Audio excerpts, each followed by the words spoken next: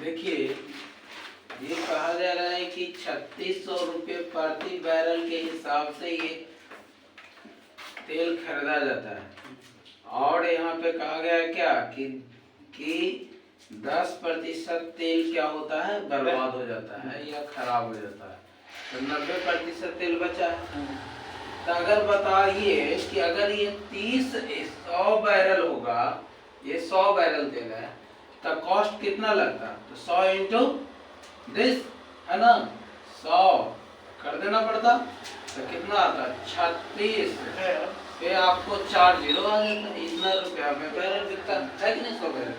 लेकिन ये 100 बैरल में से 10% क्या हुआ, खराब हो गया। तो आपके पास 90 बैरल है, ठीक है। तो यही, और उसके बाद में प्रॉफिट कितना चाहिए? प्रॉफिट 5%। वो प्रॉफिट चाहिए आपको 5%। तो आपको इतना में आप खरीदे हो, तब 5% का प्रॉफिट चाहिए। तो 21 होल है ना, 5% का फ्रैक्शन वैल्यू क्या होता है? 21/20। इतना में आपको बेचना चाहिए। लेकिन और जब इतना में बेच रहे हैं तो उसके बाद आपको क्या लग रहा है? टैक्स लग रहा है। कितना टैक्स लग रहा है? 8%। जब 8% टैक्स लगता है तो सेलिंग प्राइस पे टैक्स लगता है, आपको मालूम है। तो इतना में अगर बिक रहा है ना, तो इसी पर ना आपको टैक्स लगेगा, है ना। तो अब इस 8% टैक्स है, तो 8% बढ़ा देंगे, होल वैल्यू का सीधा गुना कर देंगे, है ना। तो आपको ये दोनों अगर कट कर दीजिए 30, तो ये दोनों कैंसिल हो गया।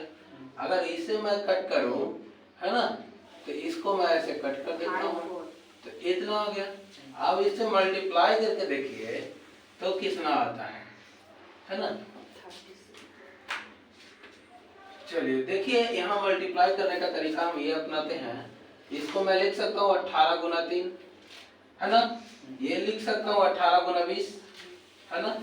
अब देखिए मैं करता हूँ 18 इंटू 18 कितना होता है? 324।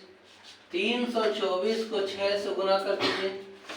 324 को आप 6 से गुना कर दीजिए, तो आ जाएगा आपको 6 चौका 24 और 6 दूनी 1944। अच्छा, जो भी हो, 6 दूनी 12 और 2 14। उसके बाद में 6 तिया 18, 1 19, 1 जीरो यहाँ था ना।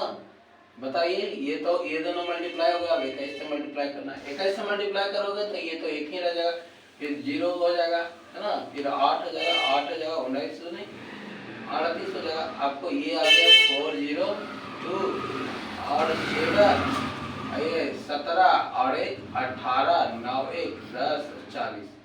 इतना रुपया में इनको बेचा जाना चाहिए, है कि नहीं।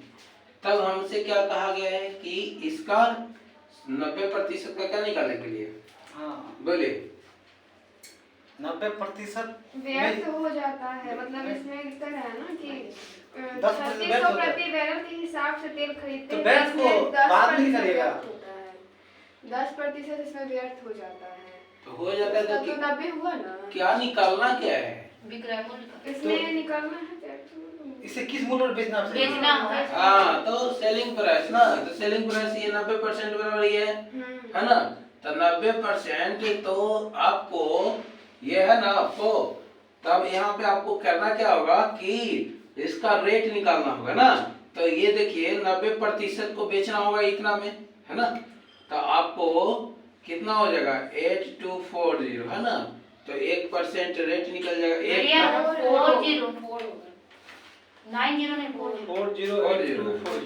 चलिए ठीक है। तो ये 90 से डिवाइड कर दीजिए, बस हो जाएगा। 082 अब बाई 100 90 हो जाएगा। 1 0 से 1 0 काट दीजिए। ये कितना आ जाएगा? 9 चौका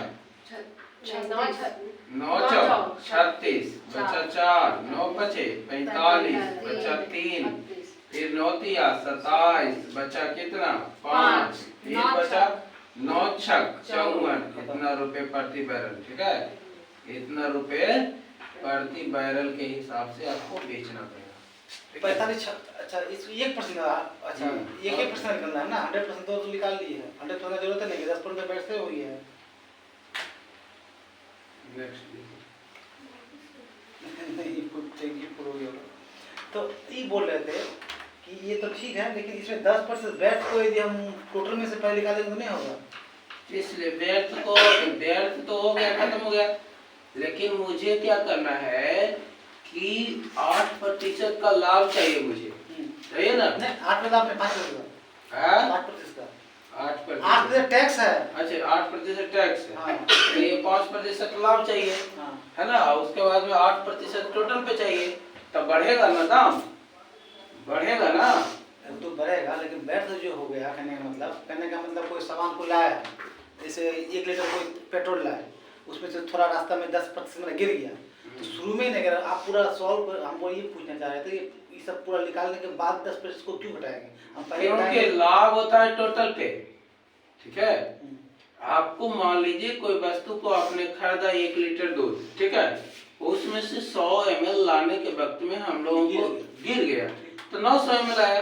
तो एक मान लीजिए 1 लीटर को मैंने खरीदा था 50 रुपए में, तो मुझे चाहिए 10 रुपए का लाभ, तो 900 ग्राम को ही हमको बेचना पड़ेगा ना 60 रुपए में, बोलिए? तो 900 ग्राम को बेचना पड़ेगा 60 रुपए में, तो इसीलिए 900 gram is equal to selling price, होगा ना? जो टैक्स इंक्लूड है, क्या है? Tax include. उसमें टैक्स को घटाया ना, इसमें टैक्स को जोड़ दिए क्या? जोड़ के तब लास्ट में घटाया। ओके, नेक्स्ट क्वेश्चन लिखिए। क्या नेक्स्ट क्वेश्चन लिखिए। वहाँ पे वो जो 5 का फ्रैक्शन की है, तो वहाँ 21 कैसे हुआ? 105/100 105/100 को लिखा जाए। चलिए नेक्स्ट लिखिए, अगला क्वेश्चन।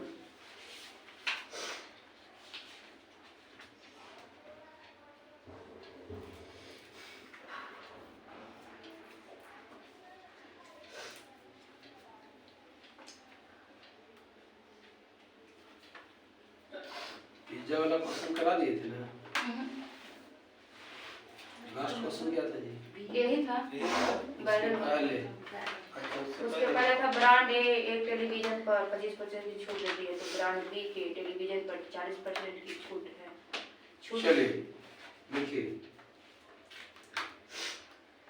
यदि कोई विक्रेता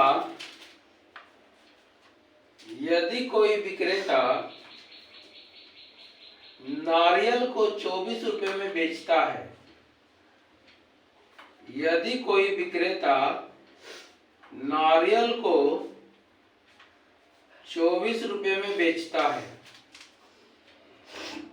तो उसे 24% का नुकसान होता है, तो उसे 24% का नुकसान होता है।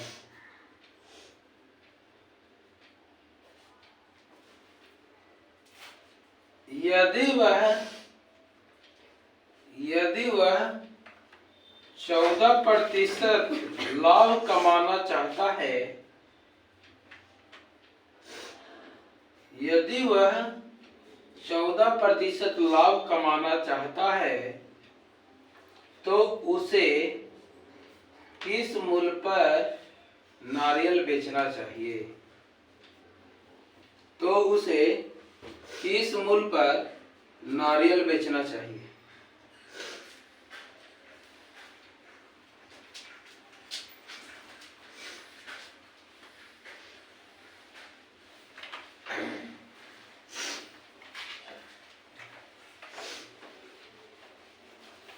देखिए इस क्वेश्चन को समझिए कैसे बनेगा। लिखा, यदि कोई विक्रेता नारियल को बेचता है 24 रुपए, नारियल को 24 रुपए में बेचता है ना, तो ये सेलिंग प्राइस कितना है ना? देखिएगा गौर से, कोई चीज का यहाँ पे कह रहा है ना कि 24%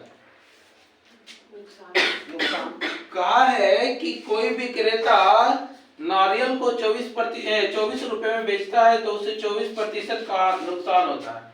यदि वह 14% लाभ कमाना चाहता है, तो मूल्य पर नारियल का, है ना, किस मूल्य पर बेचना चाहिए? तो सुनिए, मान लेते हैं इसका नारियल का कीमत है आपको 100%, है ना, तो इसको 24% कम में बेच दिया, यानी है ना, तो कितना 76, अच्छा हाँ सर 76 में बेचता है तो 24 है ना, ये 24 में ना बेचा है, तो इसके बाद में कितना इसको बेचना चाहता है आपको 114% पर, है ना। 114 नहीं 14% 14% का लाभ हो रहा है। लाभ तो 100 नहीं, वो वहाँ पे 14 ही लिखाएगा, है ना। लाभ लेकिन 14% का जब लाभ होता है ना बाबू, तो 100 में ऐड हो जाता है ना। तो अब आप सोचिए, तो ये कह रहा है आगे क्वेश्चन कि वह उसे कितना में बेचना चाहिए। तब गौर से सुनिएगा कि इन दोनों के ये 14% का तो क्या है, प्लस है, लाभ है। लाभ है। दोनों मिल जाएगा हम लोग देखिए इन दोनों के बीच का अंतर कितने का है, तो हो जाएगा अब हम बता रहे हैं 24 10 34 4 38 है ना। 38% 38% है, नहीं 24 14 और 14 है ना, 38% है। और ये 38% बराबर क्या होगा, 38%। 24 रुपया। देखिए एक में ये हो रहा इसका है, selling लाभ हो रहा है, price इसमें ये 24 हो रहा है, तो 24 और 14 30 38 बराबर 24 तो नहीं होगा कुछ नहीं। क्योंकि सेलिंग प्राइस दिया सुनिए वो मेथड से। सुनिए सुनिए सुनिए सुनिए, ये देखिए 24 रुपए में बेचता है ना, तो 24% की हानि होती है, तो इसको करामूल निकालने के लिए होल वैल्यू का उल्टा गुना करेंगे ना, हो गया। इसको कितना में बेचना चाहता है, 114/100। तो कितना हो जाएगा 114/100। 114/100 कर दीजिए, हो गया आंसर। वो तो निकल जाएगा थोड़ा छोड़ चौका 24 19 चौका 76 है ना जी, और फिर रात में 19 छक्का 36 रुपए। अच्छा ये हमको थोड़ा समझा दीजिए, ये पलट क्यों कब पे जब जाता है, जब 2-3 संख्या रहता है, पता नहीं है, जैसे पलट रहा 76/100 था, अब 100/1 ये क्रय मूल्य पर ही होता है, और कभी विक्रय मूल्य पर भी हो जाता है। ये थोड़ा हमको इसमें कंफ्यूजन है।